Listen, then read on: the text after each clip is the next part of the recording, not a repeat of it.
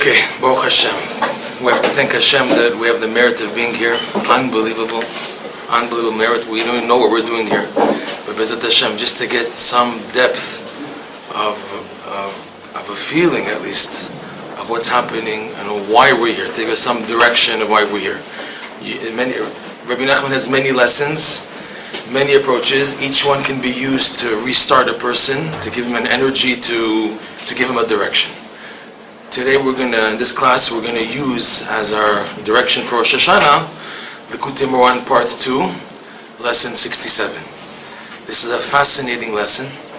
It was given approximately a year before Rabbi Nachman himself passed away. And there's a lot of conversations related to this lesson. And in particular, it's related to the passing of Rabbi Yitzchak of Berdichev, who Rabbi Nachman held in super duper high esteem. When the Berdichever passed away, Rabbi Nachman said, anyone who has eyes can see that a candle, a light has been totally extinguished in the world, and the world is left dark. And in this, based on this theme, even before he was told that Rabbi Yitzchak passed away, he began to reveal this theme of how the tzaddikim, especially the true tzaddikim, are literally the light in the world.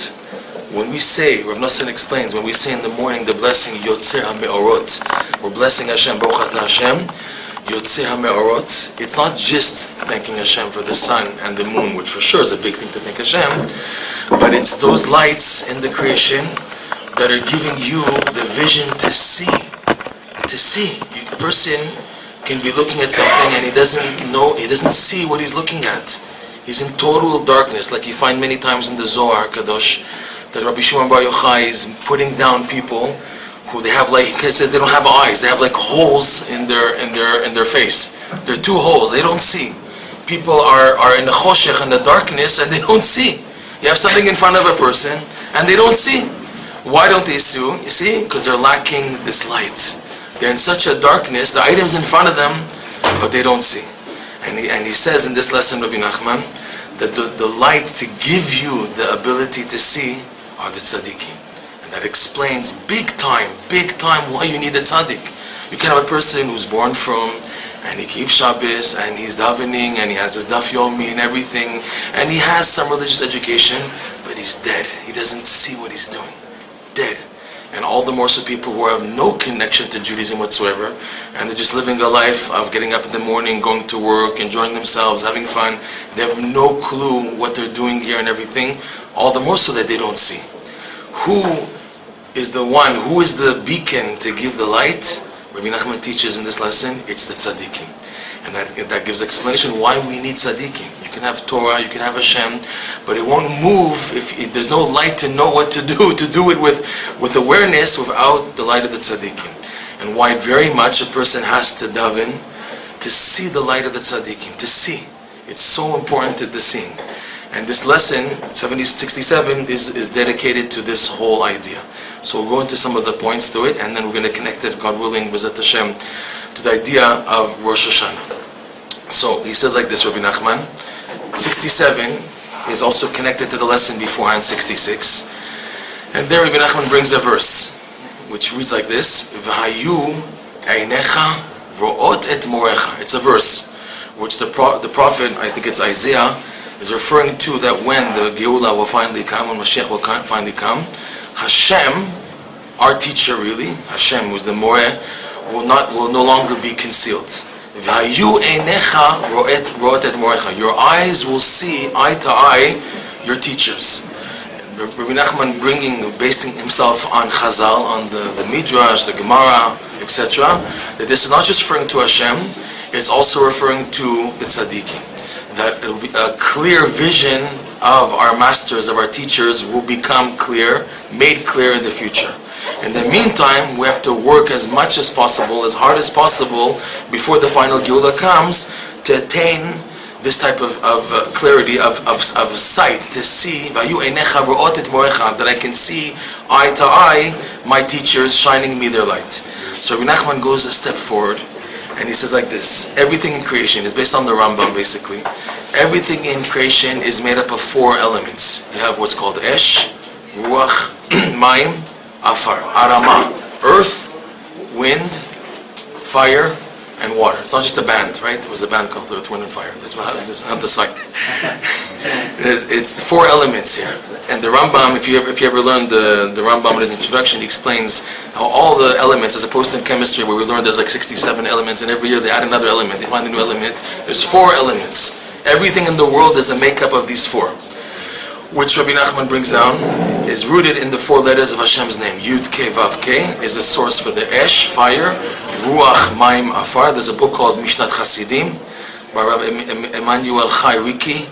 He explains that the person's behavior, his attributes, are rooted in these 4. For example, a person who's always angry and he has intolerance, it's fire, right? A person who's lazy and depressed and down, that's Afar.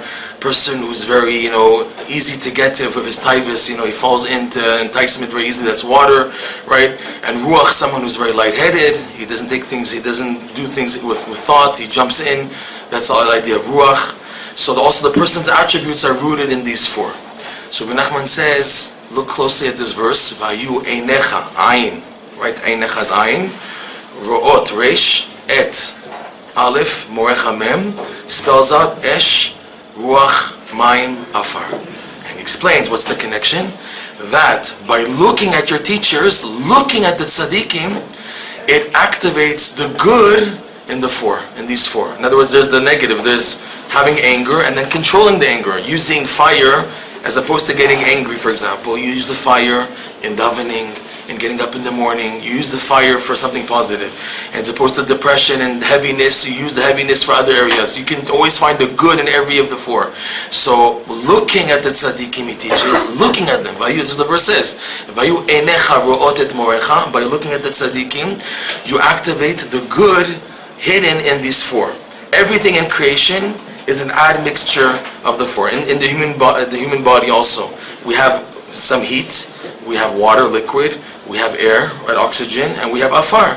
And the whole key to living healthy and everything is that there's a balance. Like the Rambam explains also there, that when there's an imbalancement of these 4, that's what causes it. That's the result is malady, sickness, God forbid. When a person is sick, is basically an imbalance in these 4. We have to work to balance them. And the working to balance them is by taking care of it from its roots, which is on the spiritual level, by working on the elements of, like we said, anger, etc., Esh, Ruach, Mayim, Afar, in the spiritual domain, that rubs off eventually on the physical. So these are the 4, right? And this is activated by looking, he says, at the tzaddikim. And this is something really necessary, to see the tzaddikim, to give a person a boost in these 4. Why? Which explains why it's so important to see the tzaddikim. This is what you get. And he explains, Rabbi Nachman, this explains when a person sees a tzaddik, he has a boost to wake up. So, this is the idea of looking at the tzaddikim. Now, the question is, who are these tzaddikim? Where would they be found? He goes on, Rabbi Nachman, to teach that it's not so easy. In every generation, there is a battle between what's called the Me'orei Or and the Me'orei Esh, the good guys and the bad guys. The Me'orei Or are these tzaddikim who are literally being able to shine the light of Hashem, because the tzaddikim, it's not their personal thing.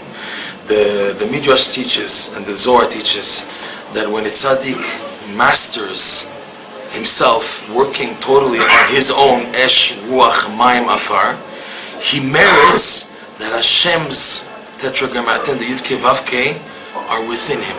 That's the idea of Shmo Meshutaf Bishmeinu. Hashem's name, Yud Ke Vav Ke, becomes one in the name of the tzaddikim. It sounds really weird, but this is the truth. That when the tzaddikim are shining their light, which means when their fame is shining in the world, this is basically enabling Hashem's name to shine in the world. It's not, God forbid, any idea of shituf or idolatry, chas v'shalom. It's a channel, rather. The tzaddikim have worked, mastered on their 4, on the Esh, Ruach, Mayim, Afar within them, that they now are a vehicle for Hashem's Yud Ke Vav Ke, which is the source of the Esh, Ruach, Mayim, Afar, to shine through them, and that explains why the tzaddikim have the ability to wake up people, to reconnect to Hashem, not to them, to Hashem. That's the idea here. So these are the tzaddikim who do that. Countering that, he teaches Rabbi Nachman, there's what's called Me'orei Esh, lights of consuming, devouring fire. It's an evil type of light. It's also a light. Fire also emits light. But Meorei Esh is unfortunately concealing and covering up the light of Hashem's name, which is emanating and shining through the names of the tzaddikim. In other words, the tzaddikim are trying to shine and spread Hashem's light of Yud Kei Vav Kei in the world. These other beings, who are called Meorei Esh, are preventing this from happening. They're blocking this from happening. Who are they? Who are these Meorei Esh? So Rabbi Nachman teaches, and Rav Nosson elaborates it in the Likutei Halachot, these are what are called false leaders. What are false leaders? False leaders exist at any level, even and especially in the Torah world of Judaism.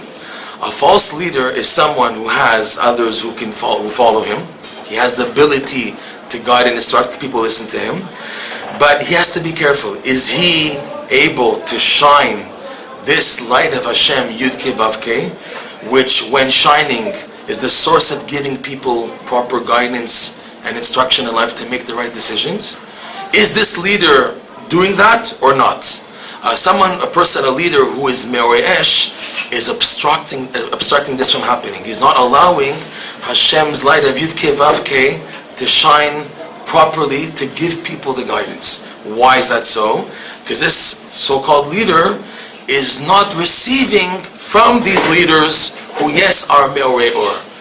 And even if Rav Nosson goes on, he says something really, really scary. We have to go into this. It has to be made clear at this point. He said like this, Rav Nosson, that Amalek, it's said by Amalek, Vaizanev becha kol ha-necheshalim acharecha. That Amalek had a power, he had the ability, Vaizanev, he cut off, he tailed all those Jews who were necheshalim, who were straying, who were kicked out. Rashi explains that when the Jews were traveling in the desert, there were some Jews from the tribe of Dan who had sinned, and they were kicked out from being in the cloud, the protective cloud, the Ananei Kavod, and as a result, Amalek was able to see them, to locate them, and to kill them, and to insult Hashem. Rashi brings down the Midrash that Amalek castrated these Jews and threw up their foreskins to heaven. They threw up their Brit Milahs upwards, as if to say, Hashem, here's your mitzvot. He threw them upwards. So it's like tailing, cutting off the tail, which is the idea of the Brit Milah, the organ, and to throw it upwards. So it was as if to make fun of Hashem, here's your mitzvot. So Rav Nosson explains it in a different sense. He says like this, Zanav is a tail. And Amalek throwing upwards the tail is what Amalek does, is he takes people who are literally the tail, they're on the bottom, and making them high, making them upwards and famous, and giving them the honor due to people who are not El Zanav, rather to people who are ahead, a Rosh, giving them that honor, and by doing so, misleading people, right? So that's the idea of taking a zanav, a tail. The wording of Rashi is the pasuk vayzanev becha. Taking of a zanav is someone who may be a tzaddik even, but he's not this complete tzaddik who has Hashem's four-letter name shining in him, giving people the ability to master their esh, ruach, mayim, afar, the earth, wind, fire, and water, to make this balance in order to come close to Hashem. They're not those type of people. So Amalek, what he does is he purposely makes famous these low people, and by doing so, the masses, the people, will now go to these false leaders because they're not the right address, and by doing so, people will no longer go to the right address.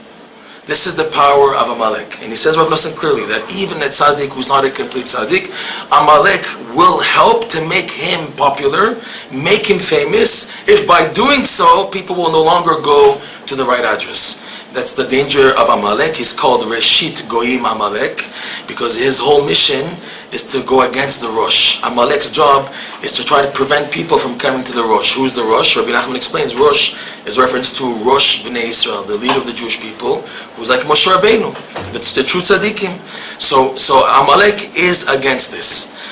So Meorei Esh, Rav Nosson Rabbi Nachman explains, are the false leaders, and we need to overcome them in order to come to the Meorei Or, the true leaders of light. The question is how to do this. How to do this? How can I discern? Rav Nosson explains in his prayer on this lesson, prayer 33 in the Kutei Tefillot, that the world is so upside down, you don't know anymore who's who. You don't know who are true leaders, you don't know who are false leaders, and he goes even a step forward. You don't even know who's Me'orav Mishneim. You have people who have an admixture of good light. In other words, they have some tendency, some submissiveness to true tzaddikim, but also on their own, they present themselves as being a leader, as an address. Come to me, give your pidyon to me, come to me, I'll give you a blessing and everything. The generation is so upside down, you don't know who's who. And even a step forward, you don't know if this tzaddik is someone physically alive, is he passed away already, as everyone has this difficulty when they come to Breslov. Who's the tzaddik Rabbi Nachman is referring to? Is he a living tzaddik? Is he a tzaddik who passed away? What do we turn to? What do you guys do? It's all confusing, this issue of the tzaddikim, especially as you get closer and closer, you're trying to figure out, who do I go to, who do I speak to, etc. So it's a big balagan, in short. Rav Nosson says the main advice, he says the Rabbi Nachman teaches the singular advice to get clarification of true leadership is by getting up at midnight, chatzot, crying over the Beit HaMikdash, crying over the destruction of the Beit HaMikdash, which means there's a lack of light. Where was the Beit HaMikdash? The Beit HaMikdash was revealing this light of the tzaddikim. How does he show this? How is this true? If you take a look, every time that the Torah talks about the building of the Mishkan, Shabbat is always mentioned next to it. For example, Et Mikdashi Tirau ve'et Shabbototai Tishmoru. Every time the Mikdash, the Mishkan is mentioned in the Torah, Shabbat is mentioned right next to it. What is Shabbat? Rabbi Nachman teaches from the Zohar. Shabbat refers to the light of the tzaddikim, like the students of Rabbi Shimon Bar Yochai called Rabbi Shimon in the Zohar. Antu Shabbat, the Chulhu Yoma. The students, Rabbi Abba, Rabbi Elazar, they called Rabbi Shimon Bar Yochai, you are Shabbat, you are the Sabbath day, because you are totally light. So Shabbat is the idea of the light of the tzaddikim. And what is the Beit HaMikdash? That is the place where the light of the tzaddikim, it's unbelievable, the light of tzaddikim were shining into the Beit HaMikdash and revealing this light to the entire world. It sounds strange. You would think the opposite, that the Beit HaMikdash is the key, and then afterwards, but no, that, like the rabbis teach, the Gemara Midrash teaches, that the death of the tzaddikim is twice as severe as the destruction of the Beit HaMikdash. This twice shows that it's the source. It's even more severe than the destruction of the Beit HaMikdash, to show us that the tzaddikim are giving this light to the Beit HaMikdash. The classic story about this is with Rabbi Nachman's grandfather, Rav Nachman Horadenker, who was buried in Tveria in Eretz Yisrael. And he wanted badly to come to Eretz Yisrael. And before he left, he constantly was asking the Baal Shem Tov for permission to come to Eretz Yisrael. And the Baal Shem Tov was hinting to him, not yet, not now, you're not ready yet. And he kept on insisting and begging, can I go to Eretz Yisrael? He said, not yet. And the Baal Shem Tov saw how much of Nachman Horadenker was really wanting to go. So the Baal Shem Tov told Nachman Horadenker, go to the mikveh, and tell me what you see under the water. They had this custom of when they went to the mikveh, they would dunk with their eyes open, and these tzaddikim, the students of Baal Shem Tov, would have visions in the mikveh underwater. So they would dunk a few times. They have visions at every stage, right? So the Rav Nachman Horadenker went to the mikveh, and he came back to the Baal Shem Tov. The Baal Shem Tov said, "No, what did you see?" So he said, "I dunked the first time. I saw Eretz Yisrael." And he said, "Okay, what did you see in the next dunk?" Afterwards, I saw Yerushalayim. On the next dunk, I saw the Beit HaMikdash. And the other one, I saw the Holy of Holies. He said, yeah, and what did you see there? I saw that the Holy Ark was missing. The Holy of Holies, but there was no Aron. So the Baal Shem Tov laughed and he said, the Aron is here in Medzhibos. Here. They're referring to himself. Referring to himself.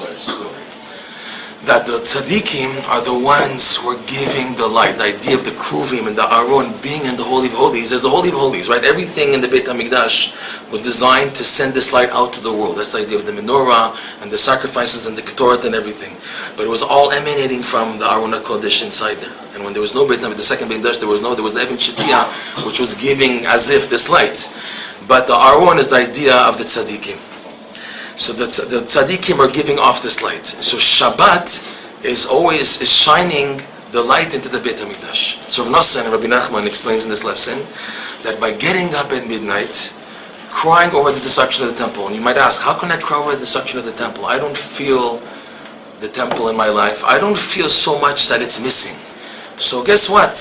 The fact that we don't feel and I don't see, and I don't realize that this is missing, that's already an indication that I'm missing. Because if I had this light, I would be running to it. The fact that I don't have it, this is all the indication that I do need to cry with the Beit HaMikdash. I don't feel a need to run to Kedusha. You see these stories of tzaddikim, of Hasidic teachings, how the Hasidim would go running to see the Rebbe. The classic example is Rav Nosson. Take a look at Rav Nosson in the books of Fire and Water. How he had a yearning to go to Rabbi Nachman. He came and he explained how much light they felt. And he said, anyone who just came into Rabbi Nachman, they were filled with tshuva, they were filled with awe. Something like similar to the Beit HaMikdash. When people walk into the Beit HaMikdash, they would be filled with hachna'ah, humbleness, tshuva, wanted to come back to Hashem. That's how it felt when these people had an access to a tzaddik. He gave them light, and they had to go back home, and they had always this difficulty to go back to home, and they feel this darkness, and to go back in, to leave, to come to get this light again. So this is the idea of the tzaddikim. This is this light of the Beit HaMikdash, and by crying over the Beit HaMikdash at midnight, what you gain is, by that yearning, you gain to discern where is this light. It's hinted to in the words of the Chazal, Lasum La'avelei Tzion Pe'er Tachat Efer, to give those who mourn over Tzion, right? Pe'er, which is glory, under Efer, under the ashes. Because the tzaddikim giving this light, they are the Pe'er, this is the wording of Rabbi Nachman, the Pe'er and the Chen and the Yofi and the Hidur of the entire world. They're the Pe'er, the glory, and the charm, that's not even a good translation of the word Chen, the grace, charm, beauty of the entire world. We don't see it. We just, because we're living in darkness, we don't know what it means, the beauty of the world. But these tzaddikim were able to shine what it means to be Jewish, what it means to connect to Hashem, and to give it as a living example. So the word for pe'er, pe aleph resh, is similar etymologically to efer, which means ashes. Ashes, right? Burnt out. Those who cry over the mourning over the destruction of the temple, that there's no light, that there's the result of the me'orei esh, the destruction of the lights of fire. Those who cry over the efer, they gain be'er. And he says it's hinted to in the word hit'abel. Have to remember how it works. Lo teva'aru esh bechol moshvotechem is mit'abel. Right, you have there lo teva'aru lamed tav esh aleph bechol moshvotechem bet and mem. You have the word there of mourning. Those who mourn over the destruction of the temple, and also of the passing of the tzaddikim, which is what I'm trying to get to, right? So then you merit to discern where are the true tzaddikim, who are the true tzaddikim, and who are not. And the gain is that once you come to the true tzaddikim, then you can begin to work on yourself. Then you begin to make a transformation. So this is Rabbi Nachman's lesson in 67. So now, that's stage number 1. Stage number 2, you have people who worked very hard in their lives to finally come to tzaddikim. They davened a lot. You can say we'll be a bit open now. People who, after what the whole journey is of searching, they finally came to Breslev. They finally came to Rabbi Nachman, and they have a good feeling that Rabbi Nachman is this tzaddik. Even though he's not here in the flesh, still many people feel, even 200 years after his passing, that his teachings talk to me better than anybody else. I go to many classes, many shirim, but I don't find anybody that when I open a book and he's talking directly to me, I don't find anyone who can match this. Exactly what I'm going through in life, here it is over here. Here it is over here, I don't believe this. This guy lived 200 years ago and he's able to relate to me. How could it be? So because of that, many people have a conclusion that Rabbi Nachman is this type of tzaddik who is able to relate to me and to come down to me and to bring me back. So many people make this commitment, but afterwards, this darkness comes again. They have ups and downs. They begin to have doubts. Maybe Breslev is not for me. Maybe Rabbi Nachman is not for me. They have to go looking elsewhere, and all types of doubts. What to do then? What to do after that level? So we have something amazing. It's called Rosh Hashanah. Rosh Hashanah is a gift how to reactivate these 4 attributes, the 4 elements, to be reactivated ourselves.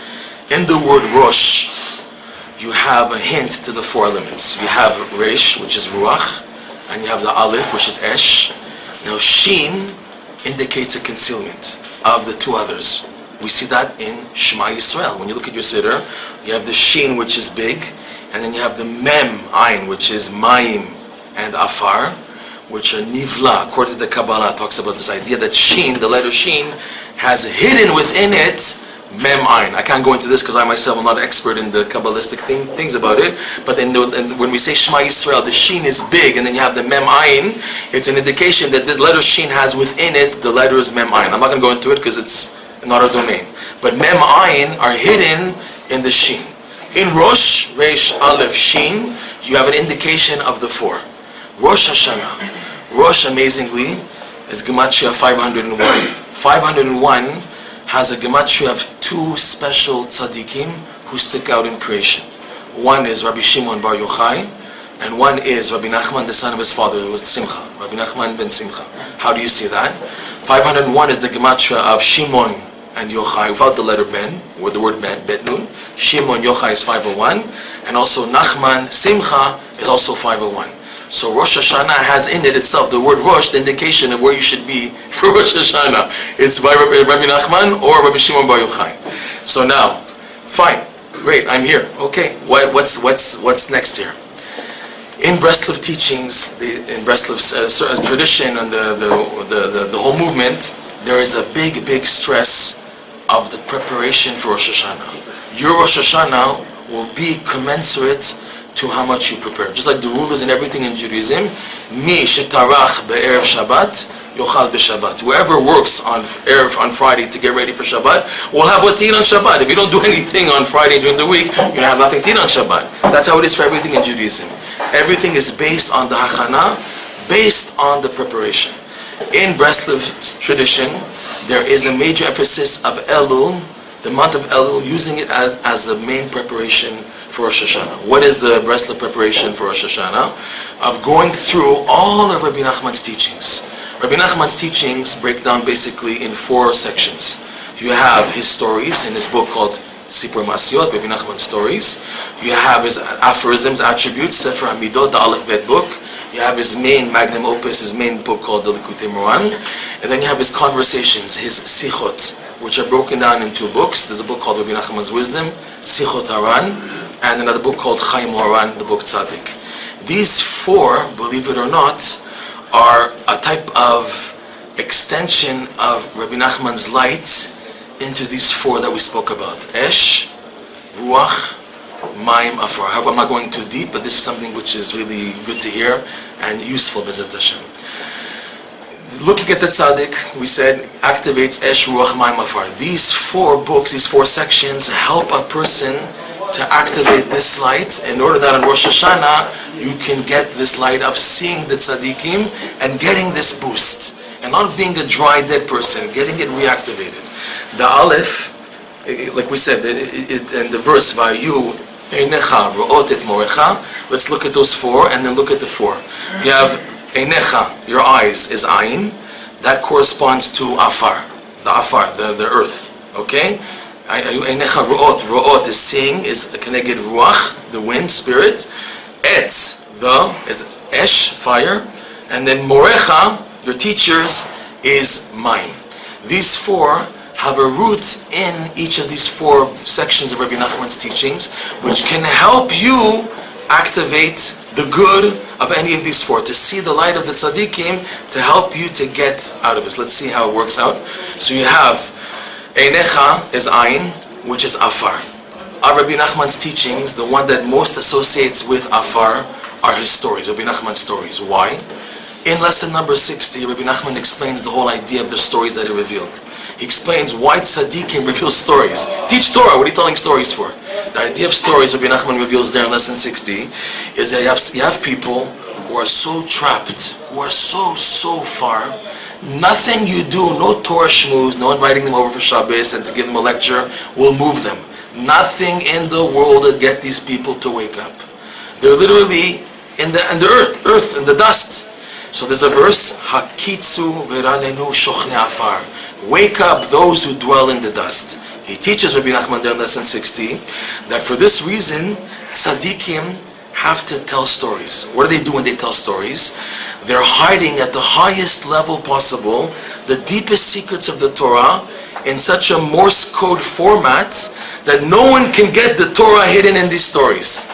So what happens? The person sees it's a nice fairy tale. Oh, the lost princess and the cripple. Oh, nice cute stories, right? The guy reads the stories, and he has no clue what's happening when he's reading the stories. He doesn't see anything like the Chazal. Afal pi de'ihu lav chazeh, mazaleh chazeh. The person doesn't see anything, but his mazal, his neshama, picks up what's going on. What does he pick up? The person's soul picks up the Morse code Torah hidden in these stories. Even though the person didn't catch it, he didn't see anything. It's a story, it's a fairy tale, but the neshama picked it up and he wakes up. So afar is the idea of the einayim, to begin to have an eye to see. It comes from these stories. Rabbi Nachman revealed these stories later on in his life. After his son Shlomo Ephraim passed away in 1806, after that he said, now I'm going to tell stories. He had high hopes of Rabbi Nachman for his son. He called him Shlomo Ephraim. Shlomo Ephraim was an indication of the two Mashiachs. You have Mashiach ben David, who's Shlomo. Shlomo is the son of David. And you have Mashiach ben Yosef. Ephraim is the son of Yosef. He called his son Shlomo Ephraim, and he had super duper high hopes that Mashiach would come with this child. And he was davening he told his Hasidim, daven that this child should live and shouldn't die. It didn't work out. And then he said, Rabbi Nachman, Mashiach has been pushed off for at least another 100 years, which puts it to 1906 based on that calculation. So he said, now I'm going to tell stories. As if the story part is now a deeper level to get to people. And this is the idea of the depth hidden behind Rabbi Nachman's stories. And he said, it's best when the stories are left untouched. Don't try to understand all the details and intricacies based on the Kabbalah, because you won't get to it. As much as you go deep into it, it won't work. Leave the story out as it is, because it's most potent when it's left untouched. Just read the story with simple emunah, even without emunah, God forbid, someone who doesn't have anything. The story read like that will get to a person. That's the idea of afar with the einayim. Okay? Now, it corresponds to esh, fire. Et has in it the first letter of the Aleph Bet and the last letter of Aleph Bet. The book, Sefer HaMidot, the book of attributes, is also called the Aleph Bet book, because it goes from Aleph to Tav, listing based on words in an alphabetical order, listing attributes to work on. Anyone who's read or gone through the Aleph Bet book will see that it's very sharp. Boom. If you want a boost to really wake up, the Aleph Bet book is one of those books. Rabbi Nachman said about this book, when he saw his disciple, Rabbi Naftali, looking over the manuscript that he had of the book before it was printed, he said to him, my dear beloved friend, this book, the Aleph Bet book, is what made me into a Jew. It's a book, when you read it, it's very sharp. Because the attitude is, I'm not doing this, I'm doing that. Because he says, by doing A, this B happens. By doing this, it's very sharp, the book, Aleph Bet book. Some people even get deterred when they read it, because they said, I did this and this would happen. Yeah, that's what happened in life. They feel very negative because of it. But it's a boost of esh, fire. It gets to you. And this is also needed, the fire to wake up, to get moving in life. That's the idea of esh being et, this book. Now, ayu enecha ro'ot, right? Resh, ro'ot. Einayim is the eye, and now vision, resh. Resh is ro'ot, we said is keneged ruach. Ruach is the spirit. Rabbi Nachman, when he gave over this lesson, 67, he gave it over on the Friday night of Shabbat Parashat Bereshit in the year 1809. And on the 25th of Tishrei, right before that Shabbat Bereshit, where Rabbi Tzaka Berdichev passed away, nobody knew about it yet. Nobody. Only the people who were in Berdichev. Word did not yet reach Breslov, which was pretty far back then from Berdichev. There was nothing, no telegraph, nothing. So word did not yet get to anybody in Breslov that the Berdichev had passed away, which was on a Thursday. So it's like 2 days later, Friday night. And Rabbi Nachman gave over this lesson, and he started to cry. He was bawling his eyes out. And I started speaking about the concealment of the Pe'er, the Tzaddik, who's the Pe'er of the world, etc. So Rav Nosson, right after Shabbat, wrote the lesson over, and on Sunday night, he brought it to Rabbi Nachman for approval. That's how it worked. Rabbi Nachman would give over a lesson, and then Rav Nosson would write it, and he would bring it to Rabbi Nachman for approval. The majority of the lessons in the Likutei Moharan are like that. That Rav Nosson is the one who heard it, put it down to writing, and he would bring it to Rabbi Nachman, who would change some words. Don't write like this, write it like that, etc. So on Sunday night, Rav Nosson bring to Rabbi Nachman the teaching, and then Rabbi Nachman began to say, my teachings are filled with Ruach HaKodesh.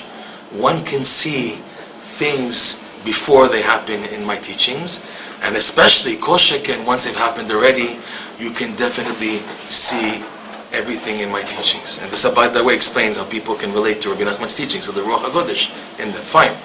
So Ruach is the idea of Ruach HaKodesh, and Rabbi Nachman said about his lessons, referring to his lessons, Likutei Moharan, they have this Ruach HaKodesh. Ruach is something very unique, and that it says in Bereshit, the Parsha Bereshit, V'ruach Elokim merachefet al pnei hamayim, right? It says that the Kisah, Rashi brings down that the heavenly throne was hovering over the earth before there was the actual formation, right? There was only Tov Vavohu, there was no earth yet. So the Zohar says that the Kisah Kavod, Rashi brings it down, that the Kisah, heavenly throne, was hovering. So what is this Ruach? Daravu Chosh Shel Mashiach, it is the spirit of Mashiach, and the Zohar goes on to explain, this is the Ruach of Mashiach found in the pages of the Torah, that this was hovering over. So Ruach is connected to Torah. Rabbi Nachman's main Torah is his book called the Likutei Moharan. So the Reish is the idea of the Likutei Moharan. So we have now Einecha Ro'ot Et Mem. Mem is the final one. Morecha. Mem is Mayim, water. Water is very lucid, it's very accessible, it's very tasty. The one area of Rabbi Nachman's teachings which are very tasty, which are very close, where you feel that he is talking to you as a friend in a conversation format, is Rabbi Nachman's Sichot, his conversations. In Breslev, always the first book, when people ask, what should I start with? Which book should I start to learn? Rav Tzvi Rosenfeld would always say, start with the book Rabbi Nachman's Wisdom. That book will give you a clear perspective of Rabbi Nachman as a friend, as someone who cares about you, someone who loves you, someone who wants to help you to advance. This is the idea of the Sichot that Rabbi Nachman gave over, and this is hinted to in the idea of the Mem, which is Morecha, because then you can really feel that this person is my teacher, he's my master. How do I know? Look how he relates to me, how he brings himself down to me in conversation format. I feel he's talking to me, giving me practical advice on a good level. This you see more than anywhere else in Rabbi Nachman's Sichot.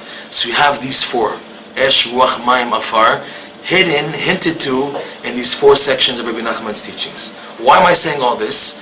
Is that Rosh Hashanah is one thing, it's already a big thing, someone who has a merit to be here by Rabbi Nachman, but you decide how much you can maximize and get out of this Rosh Hashanah. And just like everything requires a preparation, so too Rosh Hashanah has a preparation in the month of Elul, going through these books. You will see a change on your own. Do it on your own.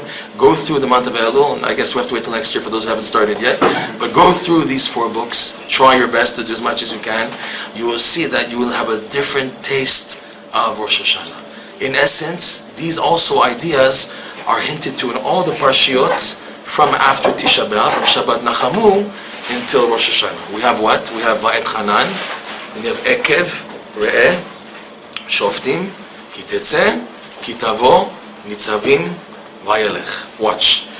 Shabbat Nachamu, we now try to console ourselves after mourning, right? After mourning for 3 weeks over the destruction of the temple.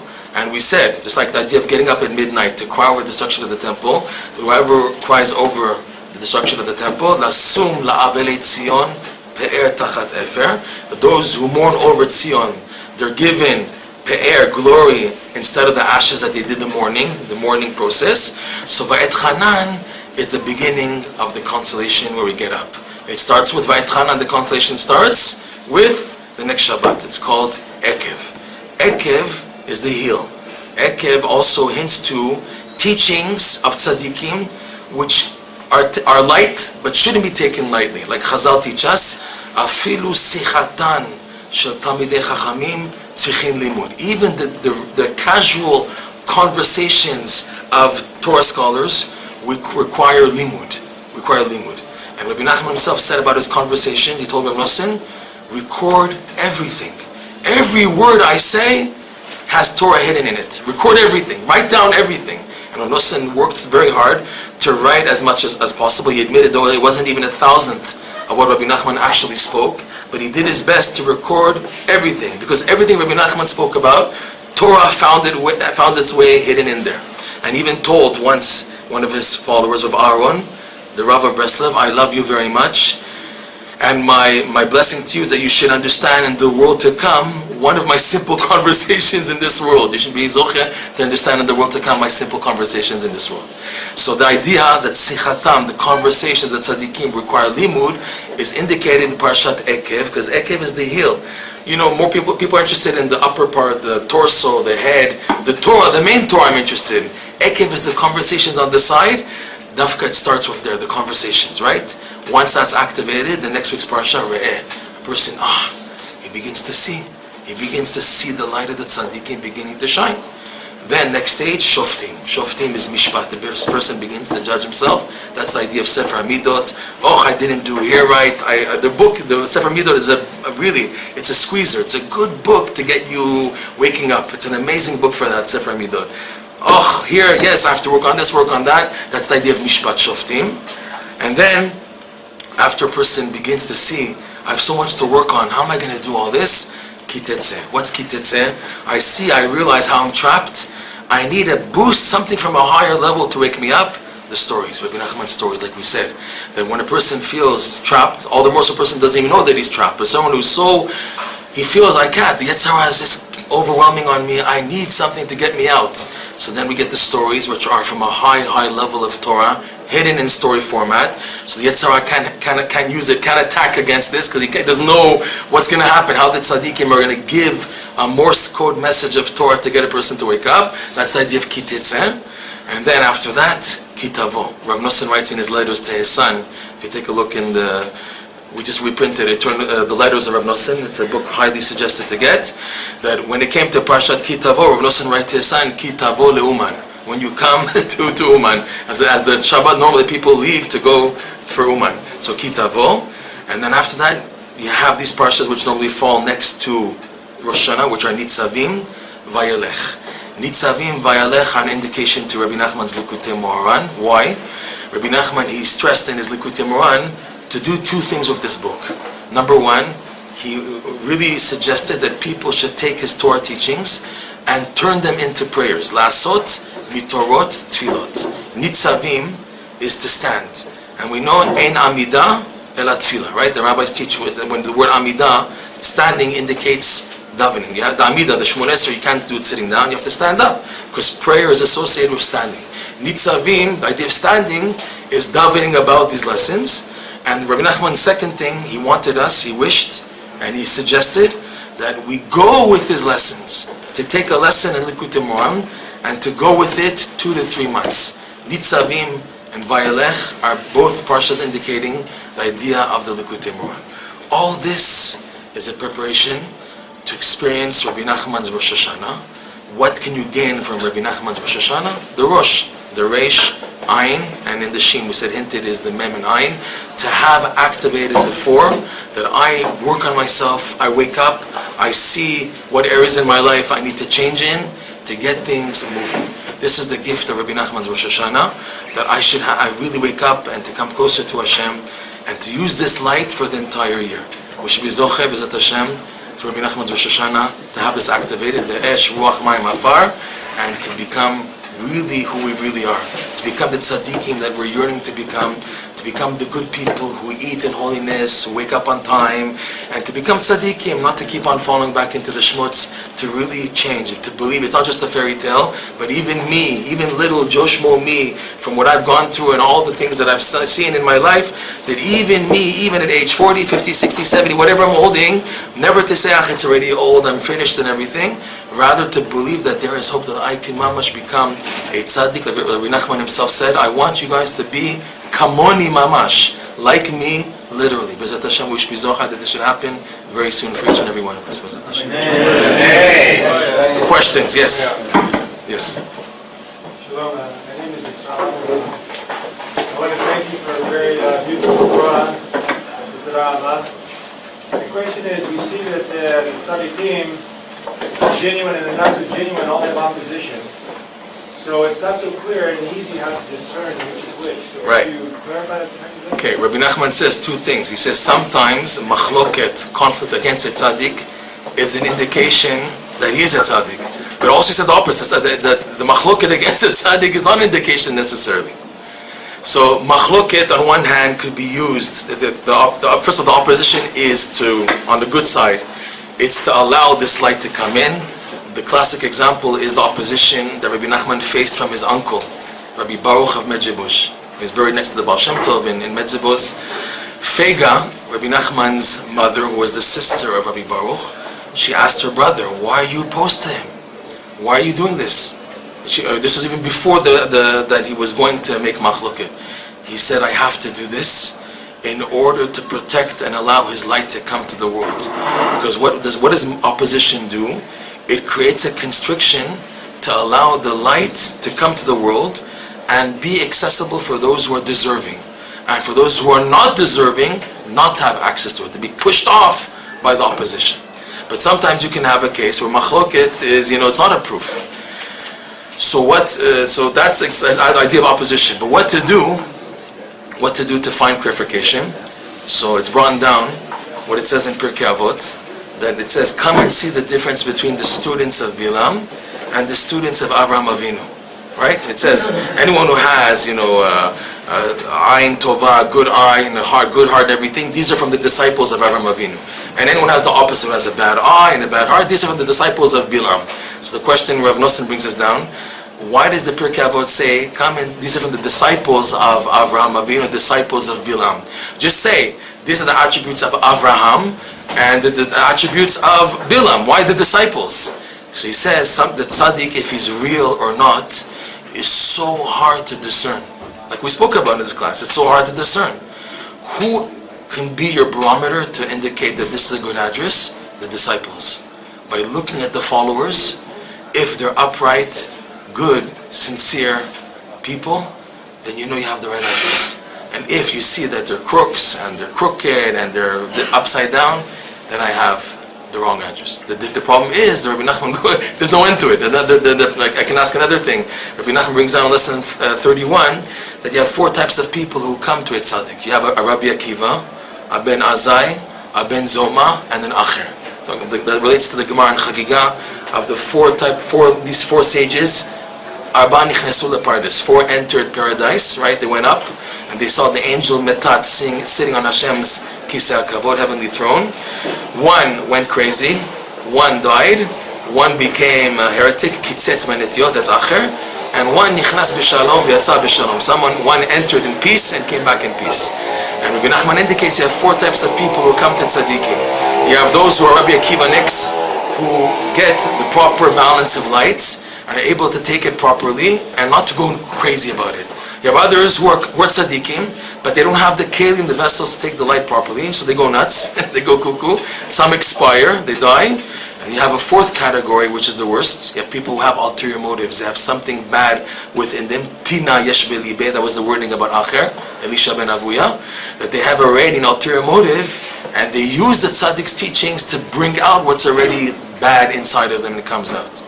So at every level, we can give an explanation, everything. The bottom line is a lot of davening is needed to find where the true tzaddikim.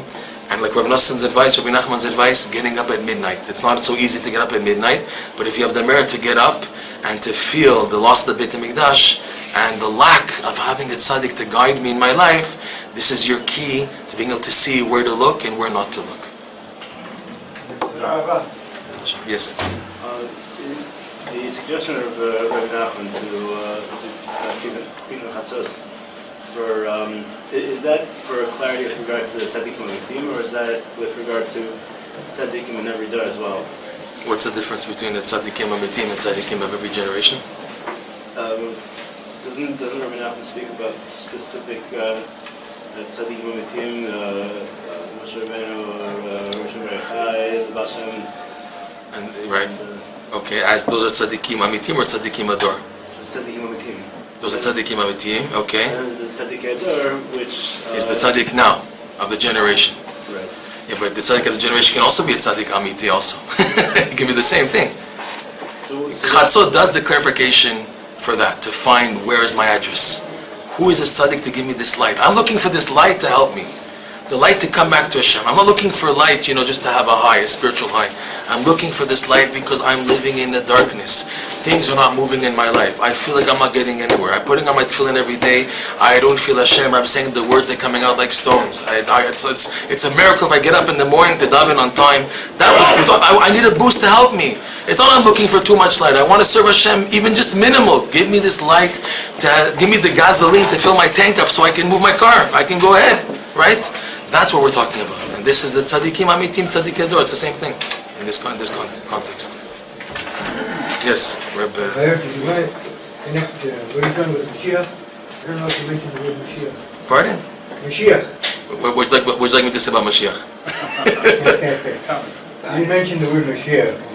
Sure, B'ezrat Hashem. We should, B'ezrat Hashem, by being here on Rosh Hashanah, we should be zocheh that Mashiach should come, Mashiach Tzidkeinu, and the building of the Beit HaMikdash, B'ezrat Hashem. Everything should work out, B'ezrat Hashem. Schus or before? Mashiach will come. Schus or before? What do you mean? Before the schus. For sure, zchut. Why? Tzar chiyuv. All right. Thank you. Shkoyach. Thank you. Good Shabbos. All the best.